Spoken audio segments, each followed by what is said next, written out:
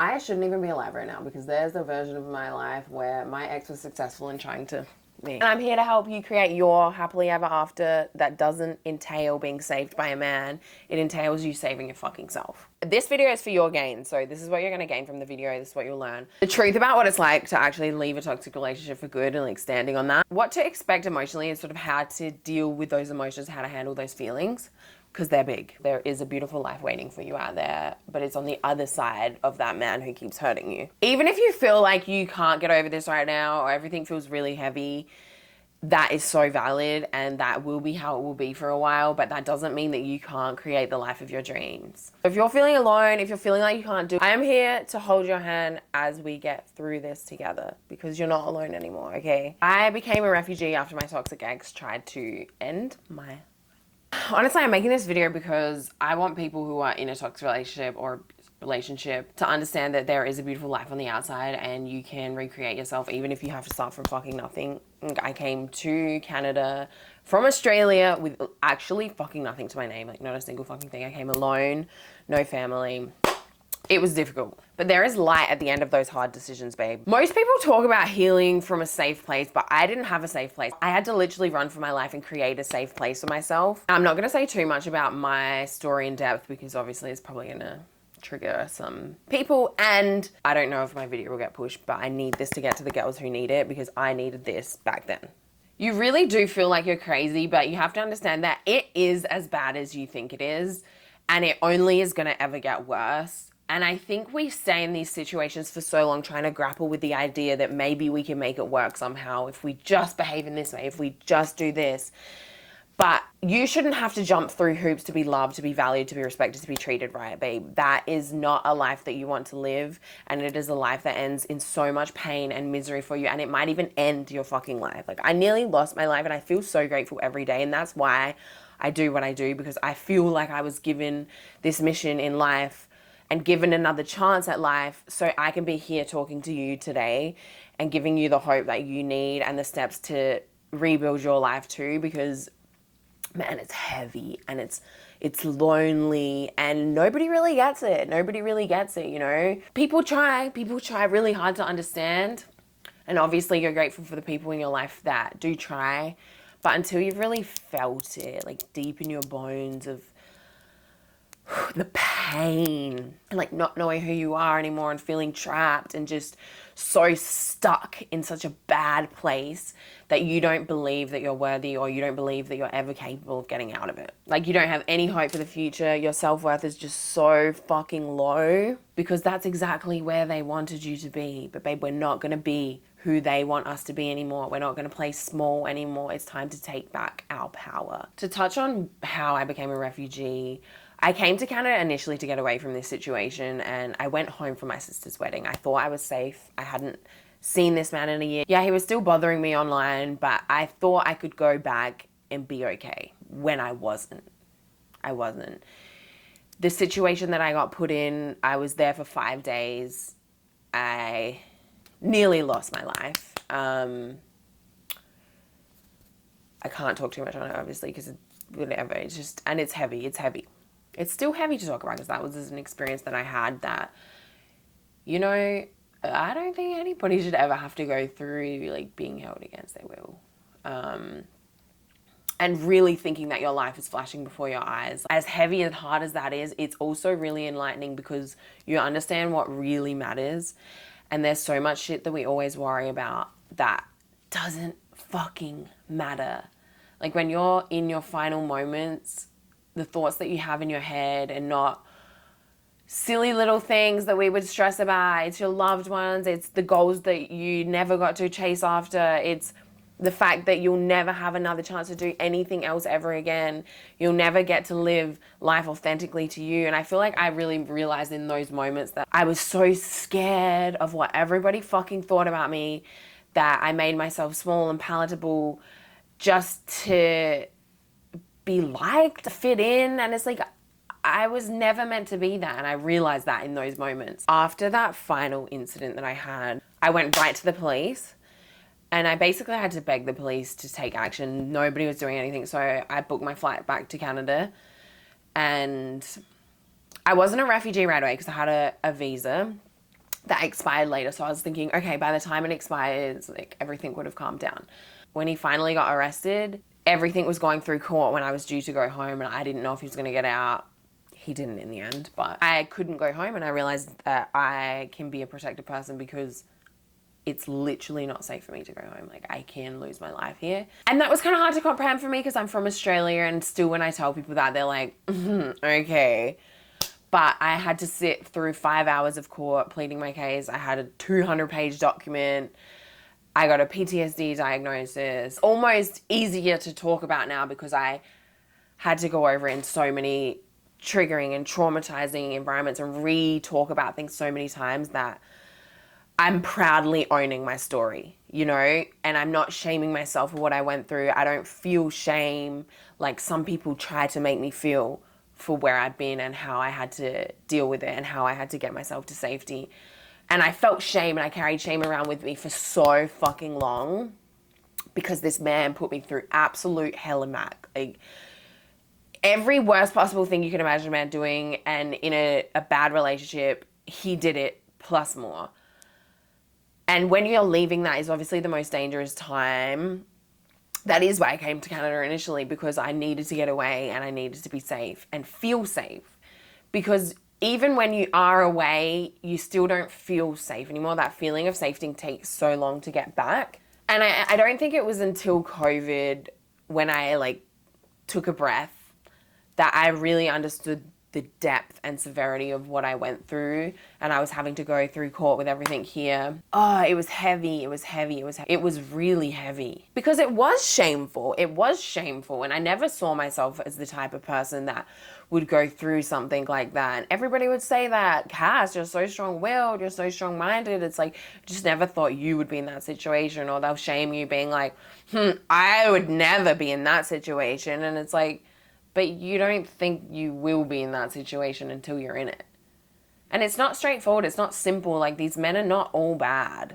He also could be the most perfect man of my dreams at times. And it's like, if he could just have been that person, and if I could just make him be that person more often, then we can live happily ever after. But your happily ever after was never going to be with that man. It was always going to be refinding yourself on your own and being good on your own and not being reliant on somebody else for your happiness, but figuring out what you want to do in this life without the voices of everybody else. What's your purpose? What makes you happy? That doesn't have to come from society's approval. Like, the amount of darkness and moments of loneliness I had to overcome. I needed to build a safe place for women to come so they don't feel alone in these experiences, because fuck it, it's so heavy and it's so hard, and it just burns in your brain. I did the fucking work.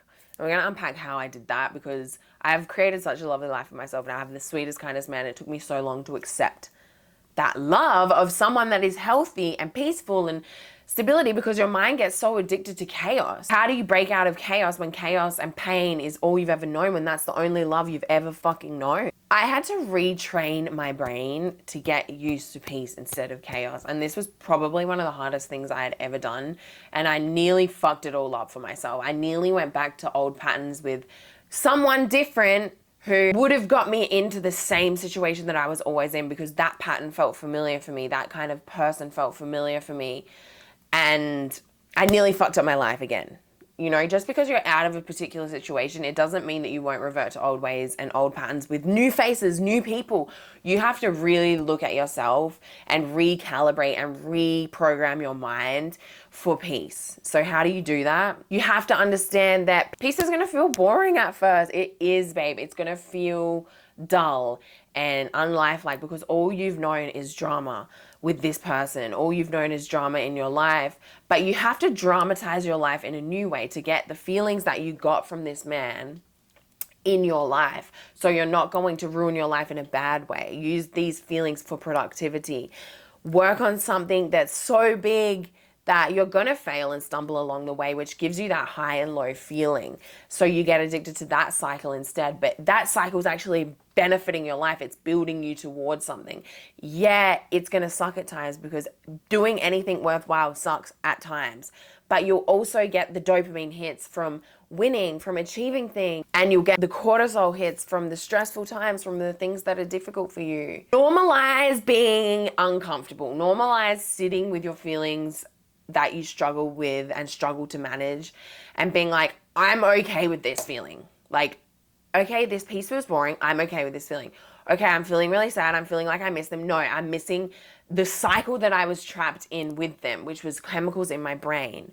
How can I replace those feelings? Get comfortable with being uncomfortable in your uncomfortable feelings, because that is where your power lies.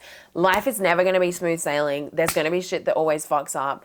But how you can sit with yourself and allow yourself to feel those feelings without shaming yourself for them, and taking steps anyway, even though you're scared, even though it's uncomfortable, even though you're not sure, knowing that you are your own biggest supporter, you have your own back in these situations, and you will get yourself there one way or another. But there is no there. I think that's what's really important to understand on this journey too. It's a journey, and it's going to be a journey. There's no end result for anyone in the universe. You ask anyone, are you there yet? And they'll say, well, I've been working towards this and this. There's no time where you're going to feel 100% perfect, where you're going to feel 100% okay. And that is okay. Get yourself to the point where you're okay with that. Doesn't mean you're not working towards things. My freaking camera battery died.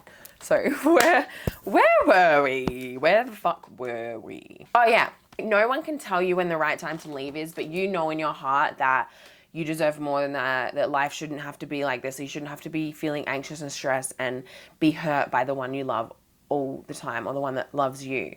That's not love, that's trauma, and that's pain, and you deserve so much more for that. But nobody else can decide that you deserve more from that. Nobody else can give you more unless you allow yourself to be free and to go and get more for yourself. You're the only person that can give you the life you deserve when you stop accepting and stop settling in places that are less. Make a conscious choice to start choosing stability and peace. Start choosing people who are safe, even if it feels weird at first, because the only way you're ever going to be able to take a breath in this life is when you choose people who bring you peace and not chaos, who don't want to make you small, who don't want to hurt you, who actually will lift you up. You have to consciously make that decision, because your brain is used to chaos, remember? So your brain likes patterns. It likes doing things that it's always done. So if you've always made those decisions to go with the wrong type of people, if you've been attracted to those type of people, your brain has a pathway in it.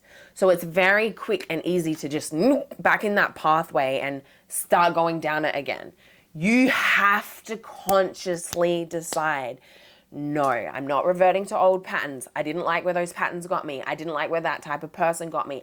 I have to make better decisions for myself, and I'm the only one who's in control of that. I hold the power to my future, to my life, to my peace, to my happiness. I don't have to give that away to anybody else, because it's my choice. Say this to yourself. I have to stand on my decisions that I make, even when they're fucking hard. Even when you want to go back, even when you miss them. You have to love yourself more, to the point where giving yourself the life and getting for yourself the life that you want and that you know you deserve deep down, but you're scared, that is more important. You love yourself more than you love somebody else. Give love from the overflow of your own self-love. Not you give until you're empty, babe. You can't leave yourself with nothing, because you harbor so much resentment. You harbor so much hate and negativity and bad energy for everyone, because you're literally emptying your soul and giving everything away to other people. You owe it to yourself to not live like that, because that's not fair to you. You loving yourself and pouring into yourself is the most important and crucial thing that you'll do. It's learning to trust yourself again. It's showing up for yourself, keeping the promises that you make to yourself. Even when it's hard, even when your feelings fluctuate, you have to decide, okay, this is the life I want. This is the type of person that I want to be. And every decision you make, everything you do filters through that lens. Well, is this situation, is this person, is it hindering me being this and having this life for myself, or is it helping me get there? Is it helping me grow? Is it helping me elevate? Am I aligned with this vision and this person? Are they going to connect? And then you have to make the decision to not put yourself on the path that's getting you off track. Okay, next steps and just a few things to help you. You can leave even if you're scared and even if it is dangerous. And you must leave because so many women are losing their lives to these men and so many women didn't make it out. You are still here. You have a chance at that life that you deserve. But it's never gonna be with that man. Life will be so much more beautiful on the outside than it can ever be on the fucking inside. Expect your emotions to fluctuate, but have your goal, have how you wanna be, have your dreams, have your dream partner, and filter your feelings through that. So when you're getting off topic and you go, you don't have to believe every feeling that you have. Your feelings will come up. You don't have to take action on them. And remember, this is an emotional addiction. So when you're feeling like you want to go back, that doesn't mean you should go back. You don't have to give in to every emotion that you have. And that's going to be crucial in your recovery, is that you have to understand your feelings are going to fluctuate. You're going to be feeling crazy. You're going to be struggling with this. It's going to be heavy at times, but that's the flow of life. It's ebbs and flows. Please get professional help if you need. Subscribe to my Happily Ever After community because you don't have to do this alone anymore, girl. You don't. You're not alone in this. And I know it feels like you are sometimes, but I want to remind you today that it is possible to write a new story for your life, one that you are the author of. You don't have to let what this man has done to you, your past, define you anymore. You can define that for yourself. You are that powerful. You are the creator of your story. Please be your own biggest supporter because no one can save you from this but you. And now I can hold your hand and we can get through the next chapters together. I love you so fucking much. You've got this. Thanks for listening to my story. I know I didn't get too heavy into the details because it is still hard to talk about. Obviously, when something like that happens, it's like, it's heavy and it's going to be heavy and that's okay. I own those feelings and I own my whole situation and my whole self.